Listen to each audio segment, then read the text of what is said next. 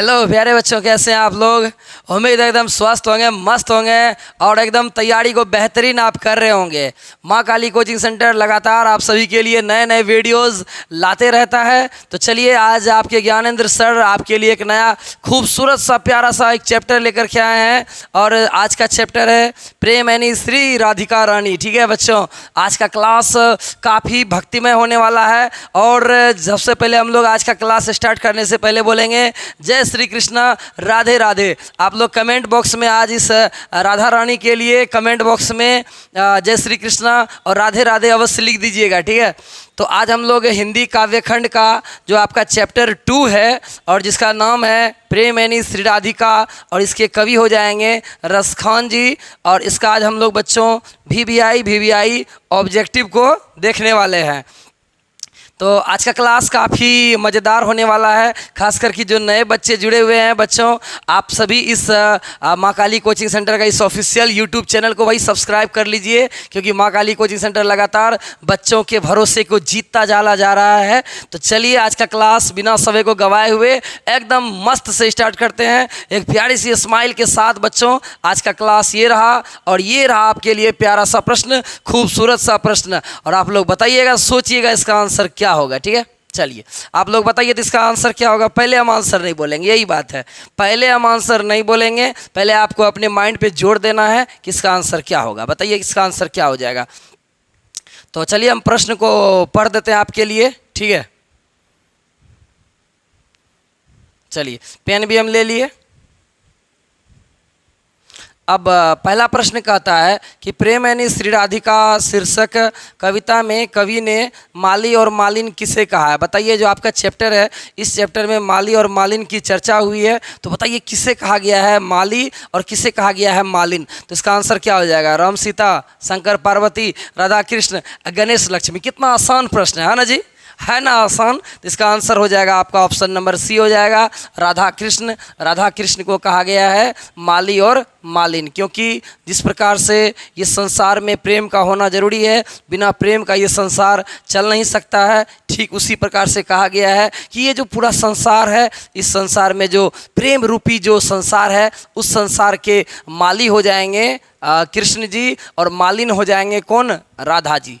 राधा रानी हो जाएंगे मालिन राधा और माली हो जाएंगे कौन, कृष्ण। तो इसीलिए कहा गया है इस संसार के माली और मालिन किसको कहा गया है, राधा और कृष्ण को। किन्होंने कहा है, तो रसखान जी ने इन बातों को आपके चैप्टर के माध्यम से बताया है। आप चैप्टर पढ़े होंगे तो वहीं आपको कहा गया होगा कि प्रेम रूपी बगीचा के माली और मालिन कौन है, तो राधा और कृष्ण है। और दिखता भी है आप सभी को राधा कृष्ण का प्यारा सा खूबसूरत सा तस्वीर भी दिखाए, लगा कि वाकई एक प्रेम की निशानी है। ठीक है, तो चलिए अब अगला प्रश्न ये रहा आपके बीच में, कहता है बताइए कि कवि रसखान किसके भक्त हैं। बताइए किसके भक्त हो जाएंगे, कृष्ण जी के, राम के, सीता के या फिर दुर्गा के। क्या गजब का क्वेश्चन है भाई मेरे। इसका आंसर हो जाएगा ऑप्शन नंबर ए, कृष्ण हो जाएगा। क्या हो जाएगा इसका आंसर, कृष्ण हो जाएगा, क्योंकि रसखान जी किसके भक्त थे, तो कृष्ण जी के, कान्हा के भक्त थे कौन, रसखान। लेकिन रसखान जो हो जाएंगे वे मुस्लिम थे। सोचिए, मुस्लिम होकर के हमारे कान्हा जी के भक्त हो जाएंगे। हमारे कान्हा में ऐसा जादू ही है कि जो कोई उन्हें देख ले तो बस सुध खो बैठता है और इस संसार को सारा चीज़ भूल जाता है। तो हमारे कान्हा में ऐसी पावर है। तो सोचिए, रसखान मुस्लिम होकर के हमारे कृष्ण के क्या थे, भक्त थे, परम भक्त थे। सोचिए, ऐसे थे हमारे कान्हा, है ना, कृष्ण जी। चलिए अगला प्रश्न ये रहा आपके बीच में, कहता है क्या कि प्रीतम नंद किशोर जा दिन ते नैनी लाग्यो मन पावन चितचोर पलक ओट नहीं करी सको। यह पंक्ति किस कविता से है। तो बताइए ये जो लाइन है वो किस चैप्टर में कहा गया है। तो इसका आंसर क्या हो जाएगा जी, आप बताइए इसका आंसर क्या हो जाएगा। हमारी नींद, ना ना ना ना, स्वदेशी चैप्टर का, ना ना ना ना ना, प्रेम यानी श्री राधिका चैप्टर का। हाँ भाई हाँ, इसका आंसर हो जाएगा ऑप्शन नंबर सी, प्रेम यानी श्री राधिका। इस चैप्टर में कहा गया है कि जब से मैंने नंद किशोर यानी कान्हा को मैंने देखा है, तो उस दिन से मेरा नैन लग गया है, उस दिन से मेरा मन उन्होंने चुरा लिया है। इसीलिए उन्होंने कहा है कि कवि रसखान जी ने कहा है कि मन पावन चितचोर, मेरे मन को कान्हा जी ने क्या किया है, चितचोर चुरा लिया है। किसने चुराया है? कान्हा जी ने। किसके मन को चुराया है? तो कवि के मन को कान्हा जी ने चुरा लिया है। तो इसका आंसर हो जाएगा ऑप्शन नंबर सी हो जाएगा। आप भी यही सोचे होंगे कि नहीं सोचे होंगे? चलिए, नहीं भी सोचे होंगे तो बोल दीजिएगा हाँ सर हम भी यही सोचे थे। ठीक है, चलिए अगला प्रश्न ये रहा आपके बीच में। देख कितना प्यारा सा प्रश्न है। कहता है कवि रसखान किस राजवंश में उत्पन्न हुए थे? तो बताइए रसखान जी का जन्म जो हुआ था वह किस राजवंश में हुआ था? तो मुगल, पठान, क्षत्रिय, लोधी। इसका आंसर हो जाएगा ऑप्शन नंबर बी हो जाएगा। तो रसखान जी का जो है वह उनका जन्म हुआ था पठान राजवंश में। मैंने आपको अभी तुरंत बताया कि रसखान मुस्लिम थे और उसका जन्म हुआ था किस राजवंश में? तो पठान राजवंश में उनका जन्म हुआ था। तो चलिए आप इस सब बात को याद रख लीजिएगा। ठीक है, अगला प्रश्न ये रहा। कहता है सुजान रसखान किसकी रचना है? बताइए सुजान रसखान जो है यह जो है उसके लेखक कौन हो जाएंगे? सुजान रसखान, मियाँ जान या फिर नसीर? इसका आंसर हो जाएगा रसखान। तो यानी सुजान रसखान के लेखक हो जाएंगे रसखान जी। ठीक है, आप सुजान में टिक मत कर लीजिएगा। तो सुजान रसखान का लेखक हो जाएंगे रसखान। ठीक है, चलिए कंप्लीट है। अब अगला प्रश्न ये रहा। कहता है कि रसखान की कृति कौन सी है? बताइए कि रसखान का इसमें से किसके लेखक रसखान जी हैं? बताइए, चलिए बताइए रसखान इनमें से किस चीज़ को रसखान ने लिखा है? तो इसका आंसर क्या हो जाएगा? प्रेम वाटिका। तो प्रेम वाटिका के लेखक कौन हो जाएंगे बच्चों? रसखान जी हो जाएंगे। तो प्रेम वाटिका के लेखक कौन है? रसखान जी हो जाएंगे। ठीक है, चलिए अब अगला प्रश्न ये रहा। कहता इन मुसलमान हरिजन पे कोटिन हिंदू वाड़ियो यह कथन किसने कहा था? किस कवि ने कहा था इन मुसलमान हरिजन पे कोटिन हिंदू वाड़ियो? तो किसने कहा था भाई बताना आप लोग। भारतेंदु हरिश्चंद्र, रसखान, भूषण या फिर घनानंद? इसका आंसर हो जाएगा ऑप्शन नंबर ए हो जाएगा। Option number A, Bharatendu Harishchandra ने कहा था कि इन मुसलमान हरिजन पे कोटिन हिंदू वाड़ियो। ठीक है, तो इसका आंसर ऑप्शन नंबर ए हो जाएगा आपका। चलिए अब अगला ये रहा। कहता है कि अगला प्रश्न कि रसखान दिल्ली से कहाँ गए थे? आप लोग बताइए रसखान दिल्ली से कहाँ गए थे? हरियाणा, पंजाब, ब्रजभूमि, वाराणसी? क्या हो जाएगा इसका आंसर? इसका आंसर हो जाएगा ऑप्शन नंबर सी यानी ब्रजभूमि। रसखान का जन्म दिल्ली में हुआ था और वे दिल्ली से गए कहाँ? तो ब्रजभूमि गए। कहाँ गए? ब्रजभूमि गए। चलिए आप लोग जान गए होंगे कि रसखान का जन्म कहाँ हुआ था? दिल्ली में। और दिल्ली से कहाँ गए? तो ब्रजभूमि गए। कहाँ गए? ब्रजभूमि।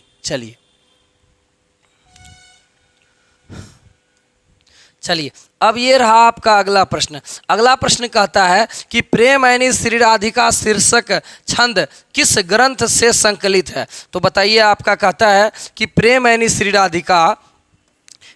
श्री राधिका जो शीर्षक है, छंद है, वह किस ग्रंथ से लिया गया? ऐसा किस ग्रंथ से है उससे लिया गया है आपका ये प्रेमैनी श्री राधिका? प्रेम वाटिका से, सुजान रसखान से, रसखान रचनावली से या फिर इनमें से कोई नहीं? क्या हो जाएगा इसका आंसर? इसका आंसर हो जाएगा ऑप्शन नंबर सी हो जाएगा, रसखान रचनावली। रसखान रचनावली जो है उसी से लिया गया आपका चैप्टर प्रेमैनी श्री राधिका। आप लोग याद रख लीजिएगा कि रसखान की जो रचनावली है उसी से लिया गया आपका चैप्टर प्रेमैनी श्री राधिका। तो इसका आंसर ऑप्शन नंबर सी हो जाएगा। ठीक है, चलिए अब ये रहा आपका अगला प्रश्न। कहता है संप्रदाय मुक्त कृष्ण भक्त कवि कौन है? तो बताइए संप्रदाय मुक्त कृष्ण के भक्त कवि कौन हो जाएंगे? फटाफट बताइए इसका आंसर क्या हो जाएगा? इसका आंसर हो जाएगा ऑप्शन नंबर ए हो जाएगा रसखान। कितना आसान सा क्वेश्चन था, आप भी इसका आंसर तुरंत सोच लिए होंगे। इस सब टाइप का प्रश्न को सोचने में वक्त नहीं देना चाहिए। ठीक है,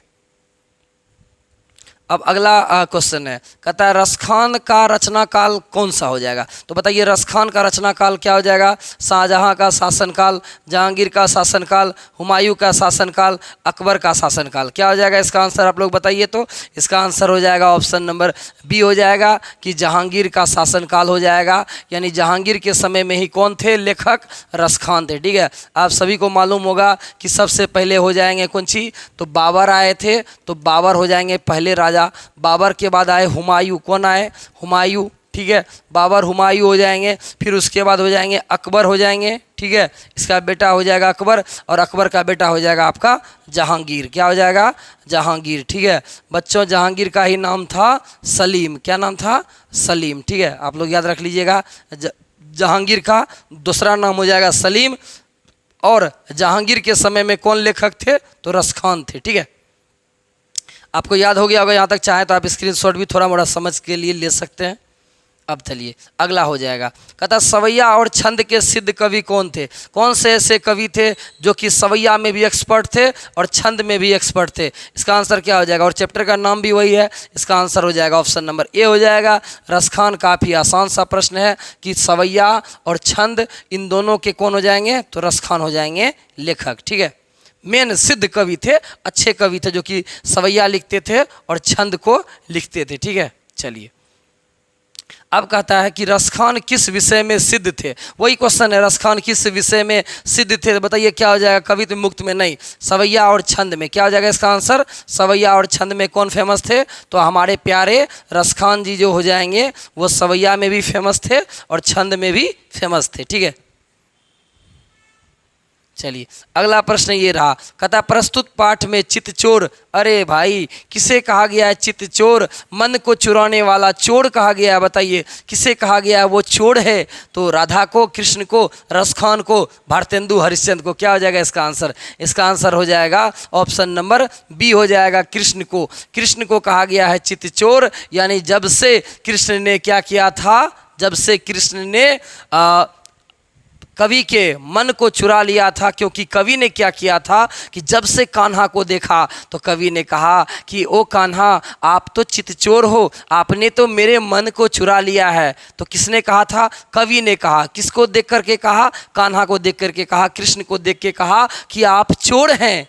आप क्या हैं? चोर हैं। किसको कहा? कृष्ण को कहा। अब सोचिए, भगवाने को कह दिया चोर, लेकिन चोर क्या है कहा?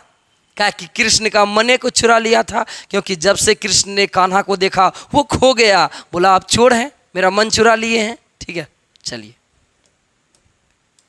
अब ये रहा अगला प्रश्न। कहता है कि किसकी रचनाओं से मुग्ध होकर के भारतेंदु हरिश्चंद्र ने कहा था इन मुसलमान पे कोटिन हिंदू वाड़ियों? तो बताइए किसका, कौन ऐसे लेखक थे जिसका रचना से खूब खुश हो गया? कौन? भारतेंदु हरिश्चंद्र। कौन हो गया? तो भारतेंदु हरिश्चंद्र खुश हो गए और बोले क्या? इन मुसलमान पे कोटिन हिंदू वाड़ियों, इन मुसलमान पे कोटिन हिंदू वाड़ियों। तो किसके रचना से? तो रसखान की रचना से। क्योंकि रसखान इतना फेमस लेखक थे मुसलमान होकर के, बोले इन मुसलमान पे बड़ा ही मुसलमान अच्छा मुसलमान है और सारे हिंदू से बेस्ट है, क्योंकि ये मुसलमान होते हुए भी हमारे कान्हा को एक्सेप्ट किए। सोचिए, इसीलिए उन्होंने कहा दिया था इन मुसलमान पे कोटिन हिंदू वाड़ियों। तो किसने कहा? तो भारतेंदु हरिश्चंद्र ने। किसको कहा? रसखान को कहा। ठीक है, चलिए अब अगला प्रश्न ये रहा। कहता है कि रसखान किस छंद में सिद्ध थे? बताइए रसखान इसमें से किस में फेमस थे? तो क्या हो जाएगा इसका आंसर? हम आपको अब तुरंत बताएं, इसका आंसर हो जाएगा ऑप्शन नंबर डी हो जाएगा, सवैया में फेमस थे। कौन? हमारे प्यारे रसखान जी जो कि कृष्ण के भक्त थे और सवैया में क्या थे? फेमस थे। ठीक है, चलिए अब आगे चलिए। कहता है प्रेम बरन रसखान ने किसे कहा है? रसखान ने किसे कहा है प्रेम बरन? किसको कहा है प्रेम बरन? बताइए, राम को, सीता को, यशोदा को, कृष्ण को? इसका आंसर तो आप देख करके बहुत खुश हो गए होंगे। इसका आंसर हो जाएगा ऑप्शन नंबर डी हो जाएगा, कृष्ण को कहा है प्रेम बरन। क्या कहा है? प्रेम बरन। किसको कहा है? कृष्ण को। क्योंकि कृष्ण को देख करके कान्हा जी ने कहा था ये प्रेम बरन है, ये प्रेम का स्वरूप है। सही बात हुई है। हम लोग भी जब कृष्ण का छवि को देखते हैं, लगता है, मन करता है कृष्ण को, कान्हा को देखते रह जाएं। क्यों? क्योंकि वो भी क्या करते हैं? हमारे मन को चुरा लेते हैं। ठीक है, चलिए अब अगला प्रश्न कहता है तिहुपुर। तिहुपुर शब्द का क्या अर्थ है? बताइए तिहुपुर का मतलब क्या होता है? इंद्र, स्वर्ग, तीनों लोक या फिर नरक? तिहुपुर मतलब तीनों लोक, तिहुपुर। देखिए ना, नामे से आपको लग रहा होगा तिहुपुर मतलब तीनों लोक। कहता है इस संसार में तीनों लोक के बारे में कहा है। और ऐसे हम आपको थोड़ा सा बताते हैं कि इस चैप्टर में रसखान जी ने कहा था कि यदि मुझे कान्हा का कंबल मिल जाए और लाठी मिल जाए और उसका गाय चराने का मौका मिल जाए तो ये तीनों लोक का सारा सुख चैन को मैं त्यागने के लिए तैयार हूँ। तो तिहुपुर का मतलब क्या होता है? तीनों लोक। ठीक है, चलिए अब आगे चलिए। कहता है रसखान का मूल नाम क्या था? बताइए, रसखान का मूल नाम क्या हो जाएगा? सैयद इब्राहिम, सैयद जालिम, ठीक है। उसके बाद कहता है सैयद मेहंदी या फिर सैयद इफ़ा। क्या हो जाएगा इसका आंसर? इसका आंसर हो जाएगा ऑप्शन नंबर ए हो जाएगा। रसखान का ओरिजिनल नाम था सैयद इब्राहिम। देखने से लग गया होगा कि मुसलमान है, ठीक है, लेकिन कृष्ण जी के बड़ा भक्त आदमी थे। तो इसका नाम था कौन सी? मेन नाम क्या था? सैयद इब्राहिम। सैयद इब्राहिम, बोलिए सैयद इब्राहिम। ठीक है, चलिए आगे चलते हैं। कहता है दान लीला किसकी रचना है? बताइए, दान लीला किसकी रचना है?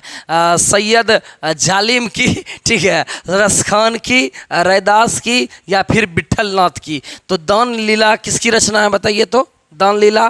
तो दान लीला किसकी रचना हो जाएगा? इसका आंसर हो जाएगा ऑप्शन नंबर बी हो जाएगा, रसखान का। रसखान का ही रचना है, उसका नाम है दान लीला। ठीक है, चलिए अब आगे चलते हैं। अब बताइए कुंजन का क्या अर्थ होता है? कुंजन का मतलब क्या होता है? बताइए तो आप लोग, कुंजन का क्या मतलब होता है? घर, बगीचा, शहर या फिर देश? क्या हो जाएगा इसका आंसर? इसका आंसर हो जाएगा ऑप्शन नंबर बी हो जाएगा, बगीचा। बगीचा का मतलब होता है कुंजन, है ना। करील के कुंजन ऊपरवाड़ियों, है ना, चैप्टर का नाम भी है, ठीक है। तो कुंजन का मतलब क्या होता है? बगीचा। और उस बगीचा के माली और मालिन कौन है? बताइए तो, राधा और कृष्ण। हाँ भाई, चलिए अब अगला प्रश्न ये रहा आपके बीच में। कहता है रसखान की काव्य भाषा क्या है? तो रसखान ने जो अपनी कविता को लिखा था किस भाषा में? ठीक है, अवधी भाषा में, ब्रज भाषा में, संस्कृत भाषा में या फिर तमिल भाषा में? इसका आंसर हो जाएगा ऑप्शन नंबर बी हो जाएगा, ब्रज भाषा में। उन्होंने ब्रज भाषा में रसखान ने अपनी सारी कविताओं को क्या किया था? लिखा था। क्या कि ब्रज भाषा वहाँ चलता था, तभी तो ब्रज भाषा में लिख दिया। अब चलते हैं 23वें प्रश्न की ओर। आप लोग बताइए, 23वां प्रश्न कहता है कि ऐनी का मतलब क्या होता है? आप लोग बताइए, ऐनी का मतलब क्या होता है? करोड़ों, खजाना, तालाब या फिर आँख? तो ऐनी का मतलब प्यारे बच्चों बताइएगा क्या होता है? ऐनी का मतलब होता है खजाना। ऐनी का मतलब क्या होता है? खजाना। यानी कि राधा कृष्ण को कहा था आप प्रेम के जो है क्या है? खजाना है। तो ऐनी का मतलब क्या हो जाएगा? खजाना। ठीक है, चलिए अगला प्रश्न ये रहा। कहता है कौन सी कृति रसखान की नहीं है? देखिए आप लोग ये याद रखिएगा, नहीं है तो कौन सा ऐसा चीज़ है जो कि रसखान के द्वारा लिखा हुआ नहीं है? प्रेम फुलवाड़ी, प्रेम वाटिका, अष्टयाम या फिर सुजान रसखान? तो इसका आंसर क्या हो जाएगा? आप लोग बताइए तो। इसका आंसर हो जाएगा प्रेम फुलवाड़ी। प्रेम फुलवाड़ी जो है वह रसखान के द्वारा लिखा हुआ नहीं है। अगर आपको बोले कि नहीं है तो आप बोलिएगा प्रेम फुलवाड़ी रसखान का लिखा हुआ नहीं है। बाकी प्रेम वाटिका उसके भी लेखक हो जाएंगे रसखान, अष्टयाम उसके भी लेखक रसखान, और सुजान रसखान ये उसका भी लेखक हो जाएंगे रसखान। लेकिन प्रेम फुलवाड़ी का लेखक रसखान नहीं है। ठीक है, चलिए अब आते हैं अगले प्रश्न की ओर। अगला प्रश्न ये रहा। कहता है रसखान ने पुष्टि मार्ग की दीक्षा किससे ली थी? कौन से ऐसे संत थे बाबा जिससे उन्होंने पुष्टि मार्ग की शिक्षा ली थी? वल्लभाचार्य, गोकुलनाथ, स्वामी विट्ठलनाथ या फिर गोरखनाथ? क्या हो जाएगा इसका आंसर? इसका आंसर हो जाएगा ऑप्शन नंबर सी हो जाएगा, गोस्वामी विट्ठलनाथ। तो गोस्वामी विट्ठलनाथ से उन्होंने क्या किया था? पुष्टि मार्ग की दीक्षा ली थी, यानी उनके गुरु हो जाएंगे गोस्वामी विट्ठलनाथ की जय हो। ठीक है, अब अगला प्रश्न ये रहा। कहता है रसखान किस काल के कवि हैं? बताइए रसखान किस काल के कवि हो जाएंगे? आदिकाल, रीतिकाल, आधुनिक काल या फिर भक्ति काल? क्या हो जाएगा इसका आंसर? रसखान किस काल के कवि थे? तो भक्ति काल के कवि थे। ठीक है ना, यानी भक्ति से याद रख लीजिएगा, भगवान का भक्ति करते थे, उससे याद रख लीजिएगा कि भक्ति काल के कवि थे। तो कौन? रसखान जी भक्ति काल के कवि थे। इसका आंसर हो जाएगा 26 का आंसर हो जाएगा ऑप्शन नंबर डी हो जाएगा। ठीक है, चलिए 27वां प्रश्न ये रहा। रसखान की भक्ति कैसी थी? आप लोग बताइए, रसखान की भक्ति कैसी हो जाएगा? सगुन, निर्गुण, नवगुण, सहस्त्रगुण। क्या हो जाएगा इसका आंसर? रसखान की भक्ति कैसी थी? तो रसखान की भक्ति थी सगुण। वे सगुण भक्ति करते थे, तो रसखान की भक्ति कैसा हो जाएगा? सगुण हो जाएगा। ठीक है, आप लोग याद रख लीजिएगा, सगुण भक्त थे। ठीक है, चलिए अगला प्रश्न ये रहा, रसखान के बारे में टिप्पणी किसने लिखा? कौन से ऐसे लेखक थे जिन्होंने रसखान के बारे में उन्होंने टिप्पणी को लिखा? भारतेंदु हरिश्चंद्र, यतीन्द्र मिश्र, अमरकांत या फिर डॉक्टर विजयेंद्र ने? तो किन्होंने रसखान के बारे में टिप्पणी लिखा? इसका आंसर हो जाएगा ऑप्शन नंबर डी हो जाएगा, डॉक्टर विजयेंद्र साहब ने रसखान पर टिप्पणी लिखा। टिप्पणी का मतलब होता है कमेंट। कमेंट को हिंदी में कहते हैं हम लोग टिप्पणी। ठीक है, तो रसखान के बारे में किन्होंने लिखा? तो डॉक्टर विजयेंद्र साहब ने रसखान के बारे में लिखा। ठीक है, अब अगला प्रश्न ये रहा, रसखान हिंदी के लोकप्रिय कवि हैं, किस प्रकार के? सामाजिक, धार्मिक, व्यंग्यात्मक या फिर जातीय? कैसा हो जाएगा? तो रसखान जो है हिंदी के लोकप्रिय कवि हैं, बट वो जातीय हो जाएंगे। इसका आंसर हो जाएगा ऑप्शन नंबर डी हो जाएगा, जातीय। क्योंकि रसखान मुस्लिम जात के थे, लेकिन फिर भी वो हिंदू से बेस्ट थे, क्योंकि उन्होंने राधा कृष्ण के बारे में लिखा है। तो रसखान जो है वो जात पात को लेकर के नहीं मानते थे, लेकिन फिर भी उन्होंने कहा है कि राधा कृष्ण के बारे में कहा है, इसलिए आप याद रखिएगा कि वे जातीय कवि थे। कैसे थे? जातीय।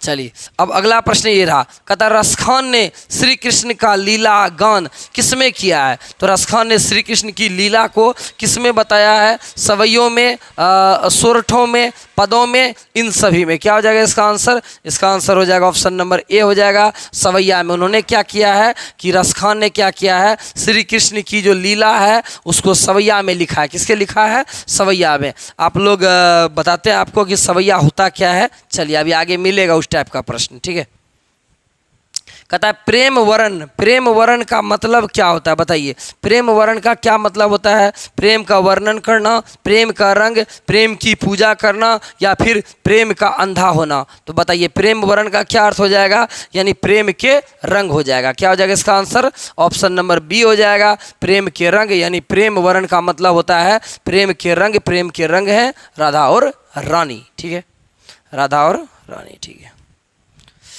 चलिए राधा कृष्ण के संवाद में किस पद प्रबंध में संकलित किया गया है? तो राधा कृष्ण का जो संवाद है, राधा कृष्ण का जो बातचीत है, उसको किस चीज़ में दिखाया गया है? सुजान रसखान में, अष्टयाम में, दान लीला में या फिर इनमें से कोई नहीं? इसका आंसर क्या हो जाएगा? इसका आंसर हो जाएगा ऑप्शन नंबर सी हो जाएगा, दान लीला में। क्या हो जाएगा? दान लीला में राधा कृष्ण का जो संवाद है उसको बताया गया है दान लीला में। ठीक है, इसका याद रख लीजिएगा, 32 का आंसर हो जाएगा ऑप्शन नंबर सी हो जाएगा। ठीक है, चलिए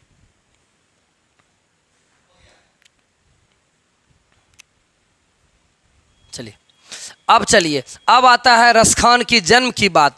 तो कहता है बताइए रसखान का जन्म कब हुआ था? हालांकि रसखान के जन्म के बारे में आपके बुक में नहीं दिया गया है, करेक्ट है, इसका जन्म कब हुआ है इसके बारे में आपके बुक में चर्चा ही नहीं किया गया है। लेकिन ऐसा कहा जाता है कि रसखान का जो जन्म हुआ था, आप लोग बताइए कब जन्म हुआ था? यदि अगर आप जानते हैं तो इसका आंसर क्या हो जाएगा? इसका आंसर हो जाएगा, एक मान्यता के अनुसार ऐसा लोग मानते हैं कि रसखान का जन्म हुआ था 1533 में। कब जन्म हुआ था बच्चों? तो रसखान का जन्म हुआ था 1533 में, बट आपके बुक में चर्चा नहीं किया गया है। आप लोग थोड़ा सा याद रख लीजिए, इसका जन्म हुआ था 1533 में। थोड़ा सा नहीं, पूरे याद रख लीजिए, हो सकता है कभी आपको कोई पूछ दे।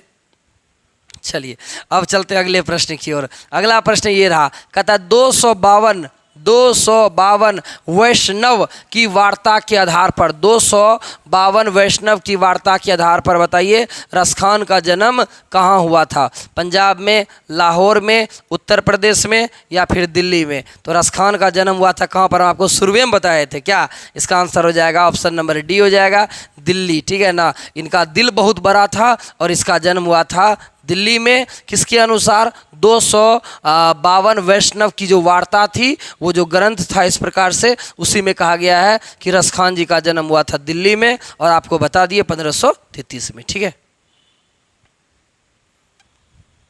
अब चलिए अब हम लोग चलते हैं अगले प्रश्न की ओर। अगला प्रश्न ये रहा आपके बीच में। ठीक है,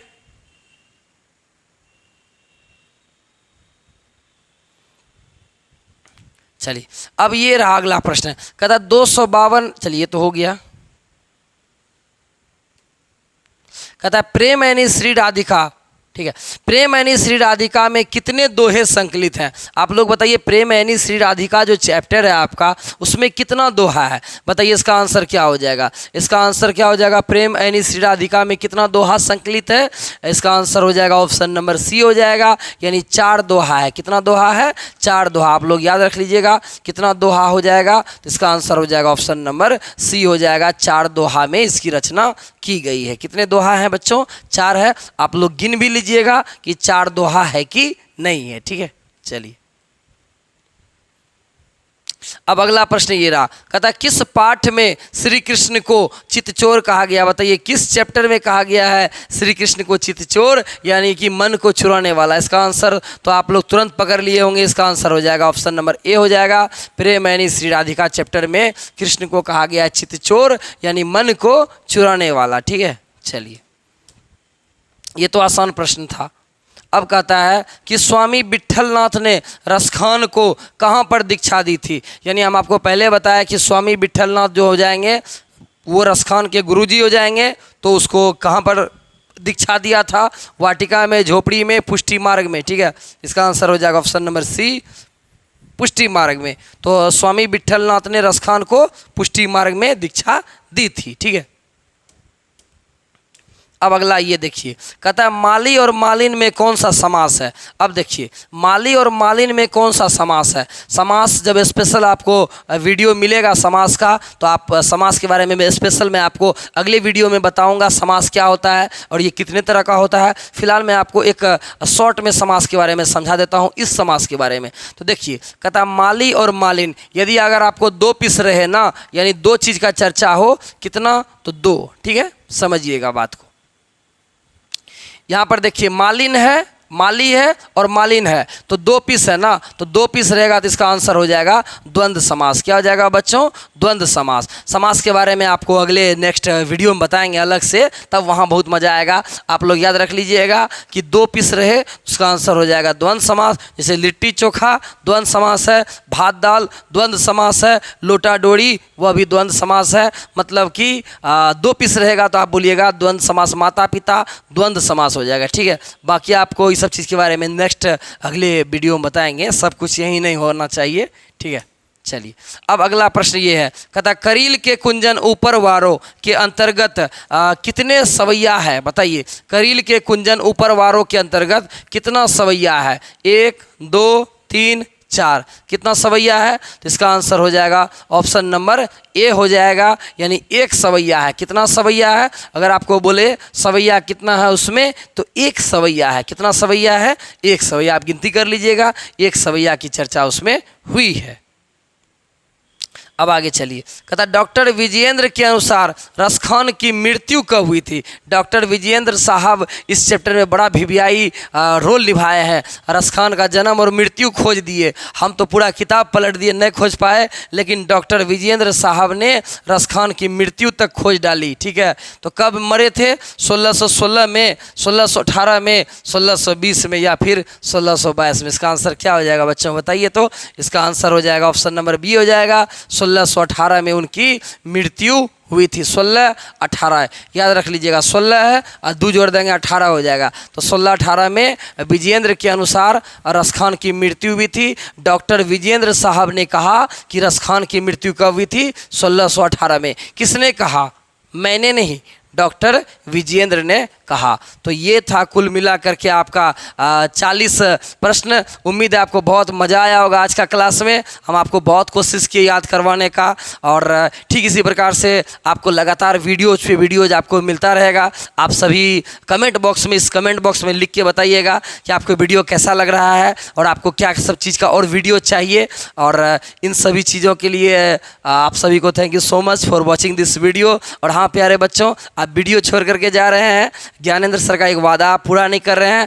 आप केवल लाइक कर दीजिएगा इस वीडियो को, ठीक है। आप वीडियो को क्या कीजिए, लाइक कर दीजिए, क्योंकि ये सभी मेहनत आप ही के लिए है। और दबा के इसे शेयर कर दीजिए आपके दोस्तों के बीच में, जहाँ भी आपका दोस्त है, हर जगह व्हाट्सएप, फेसबुक, इंस्टाग्राम, हर जगह पर इस वीडियो को फैला दीजिए। आपके दोस्त आपके जानेंगे कि हाँ मैं आपने उसकी मदद की थी। ठीक है बच्चों, मिलते हैं, टेक केयर, बाय। फिर से मिलेंगे हम लोग अगले वीडियो में नए टॉपिक के साथ। तब तक के लिए लेते हैं विदा। Thank you so much.